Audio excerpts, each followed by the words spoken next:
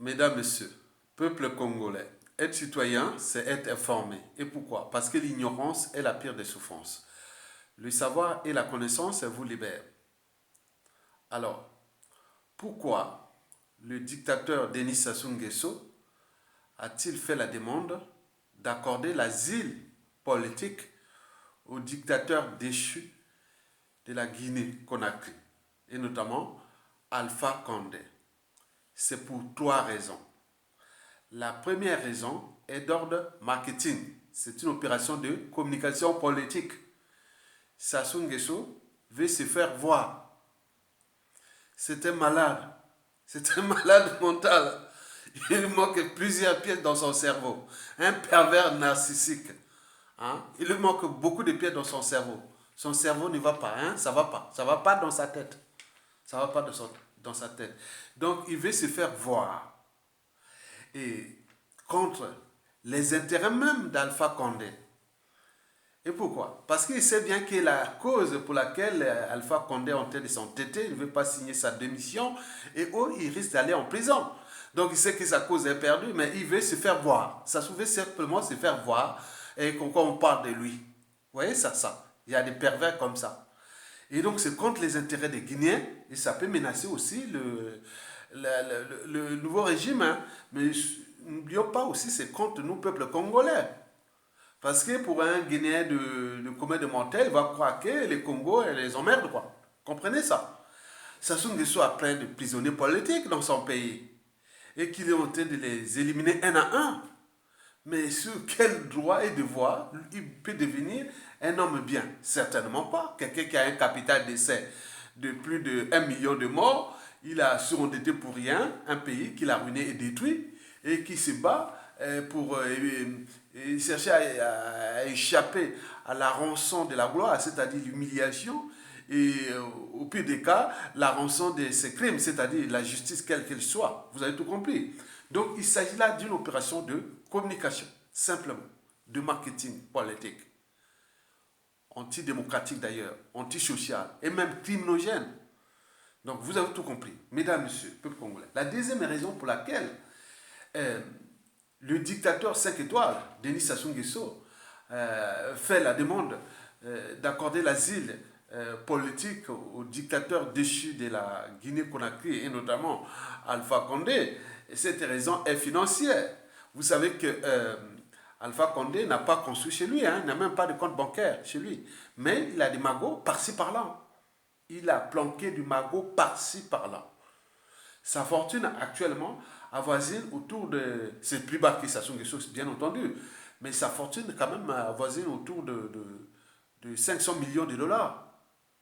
Et donc c'est caché par-ci par-là au Brésil, à Dubaï et partout, partout. Donc il peut prendre ce magot, hein, Sassou veut le rouler dans la farine parce que Sassou est en difficulté financière. Tous les circuits financiers du dictateur Sassou Nguesso sont bloqués. Vous savez que ils avaient placé des magots, même les dignitaires, les courtisans avaient placé leurs magots au Liban et ils n'osent plus les retirer. Vous croyez qu'un Congolais peut devenir Libanais? Vous rêvez? Donc les Libanais les ont roulés dans la farine. Il y a beaucoup de magots, de courtisans, des dignitaires de Sassou Nguesso qui est au Liban, mais ils ne peuvent même plus les retirer parce qu'à chaque fois, on leur impose le droit de veto. Ouais, où vient cet argent? Ils ne peuvent pas le justifier. Même en Chine. Hein? Donc ça va être comme un effet, comme une épidémie. Quand ils vont chercher à retirer l'argent, et non, ça ne marche pas. Le cas de Jean-Jacques Bouillard est un cas d'école. Il a voulu retirer une partie de son magot, des milliards qu'il a cachés en Chine. Les Chinois n'ont pas donné. Et on a attrapé aussi l'une de ses maîtresses ici en France, à Paris. Oui, en France ici. Et là où elle avait retiré l'argent dans une banque dans un paradis fiscal à Monaco. Donc voilà, donc tout ça, donc il ne peut pas, donc ils sont maintenant surveillés.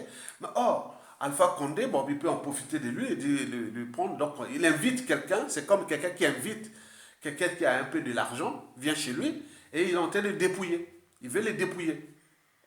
Ok? Donc c'est simplement pour chercher à dépouiller Alpha Condé.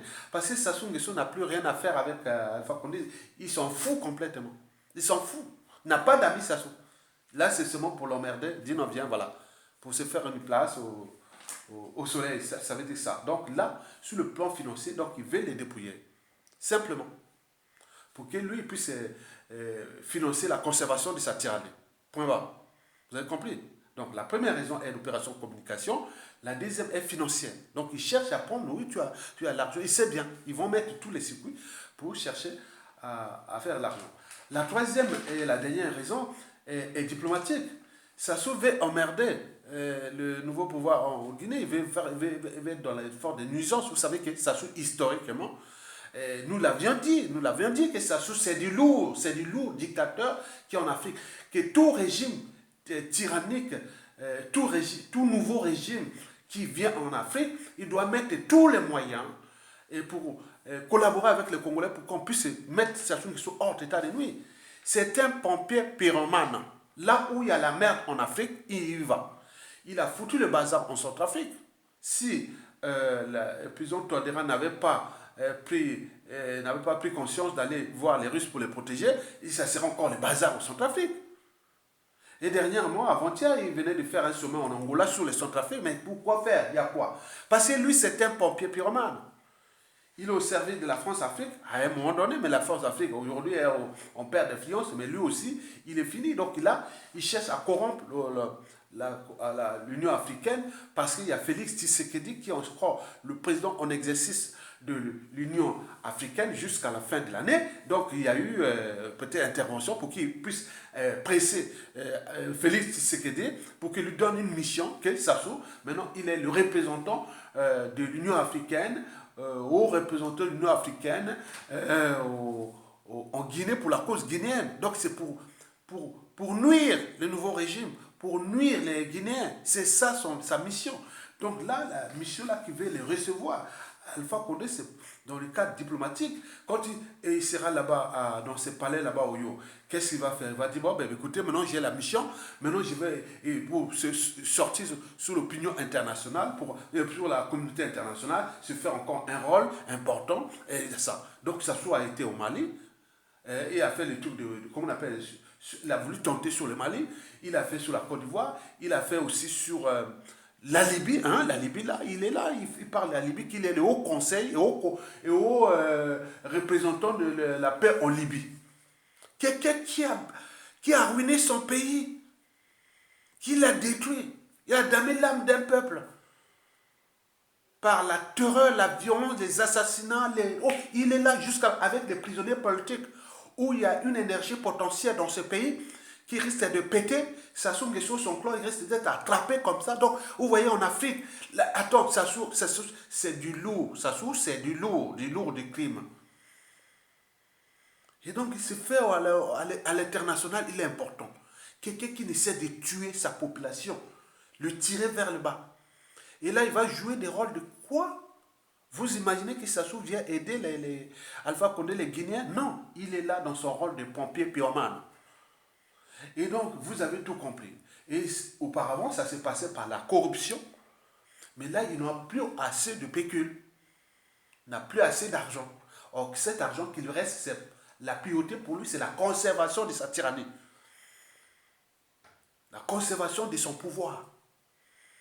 Parce qu'il a peur de payer la rançon de la gloire, c'est-à-dire l'humiliation.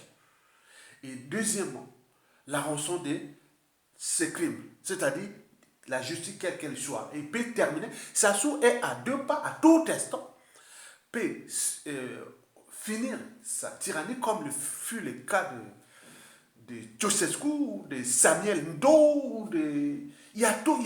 Moi, je vous dis qu'il y a des gens, il y a des haineux, il y a des rancunieux, il y a tout. Il a fabriqué des monstres au Congo-Brazzaville. Vous savez que quand vous voyez le Congo-Brazzaville, on en a parlé. C'est un pays qui, avec Sassou Nguesso, a fait du mal à ce peuple énormément. Et donc, lui, s'il s'échappe à ces crimes, mais c'est sa famille, son clan qui vont souffrir parce que ce sera le défi permanent. Ou sa tribu, ça sera le défi permanent. Parce qu'il lui a échappé. Vous voyez ça, hein?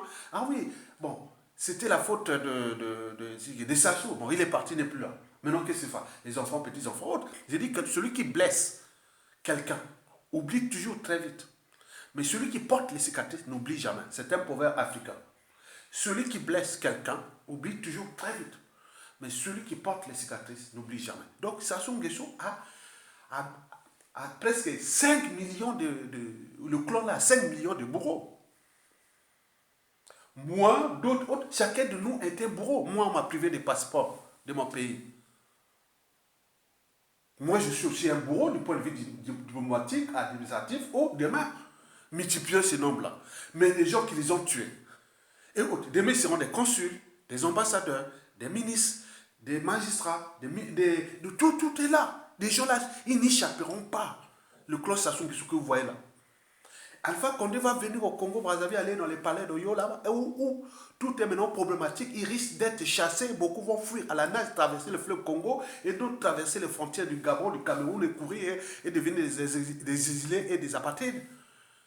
Le pays là est sur une bombe à retardement, le Congo-Brazzaville. Et cette bombe-là est du type bombe à fragmentation, puisqu'il y a tellement de victimes, comme les 6 bourreaux victimes. Est réversible. Aujourd'hui, vous êtes le bourreau, demain vous pouvez devenir la victime. Donc Sassou est à 2 pas, le clan de Sassou et tout ce monde sont à 2 pas de devenir des victimes. Donc, prendre le risque d'aller se réfugier au Congo-Brazzaville, mais il faut oser. Hein. Moi, je vous dis sincèrement, je n'y conseillerais même pas quelqu'un quand il y a un dictateur qui va chuter ou un régime va chuter et aller au Congo aujourd'hui. Moi, je suis bien placé. Hein. Je suis bien placé. Donc, attention. Donc, pour terminer, je vous dis simplement que la situation du Congo est problématique. Et donc, nous cherchons les voies et moyens pour le mettre hors d'état de nuit, sans qu'il y ait chasse à l'homme ni mort d'homme. Mais au vu des indicateurs ou des signaux ou autres, ce pays risque de se terminer dans le chaos. Et dans le chaos, c'est eux qui vont perdre. Ce n'est pas le peuple qui l'a tout déjà perdu. Et dans le peuple, on ne sait pas qui est qui. Qui sait au Congo, il y a un lieutenant-colonel Mamadi Doumbouya, qui sait qu'au Congo, il y a un colonel Assimi Goïta, qui sait pas au Congo, il y a un Robespierre de la Révolution française, qui sait pas. Donc, il y a tout là-bas dans ce pays. Donc, attention, on ne joue pas avec les nerfs d'un peuple, parce que dans le peuple, on ne sait pas qui est qui. On ne sait pas qui est qui. Historiquement, le Congo-Brazzaville, il y avait toujours des révolutionnaires. Nous avons fait la révolution dans les années 70. Même 60. Le Congo, c'est un pays de révolutionnaires, Congo-Brazzaville. Même le Congo qui sait ça. Donc, vous vous imaginez, ça soit venu piétiner l'âme de ce pays en les terrorisant, en matant avec les moyens de l'État.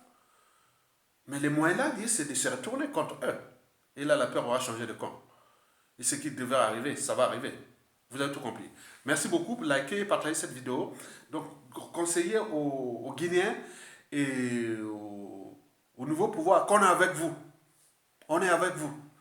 Donc là, nous là-bas, on subit parce que le pays là-bas, c'est le cadre de la condition humaine, sociale et même existentielle. C'est jamais vu. Comment les Noirs peuvent-ils s'acharner contre leurs propres semblables? Ils peuvent les tirer vers le bas. C'est-à-dire, c'est un acharnement. Allez voir au Congo là-bas. C'est la terreur, la violence, les emprisonnements à la chaîne, les arrestations à habitat. Ils sont traqués. Donc c'est pire que pendant que nous avons subi l'esclavage et le colonialisme. C'est pire. Ce qui s'est souffert aux Congolais. Et pourquoi me dire encore? Je vous remercie. À bientôt.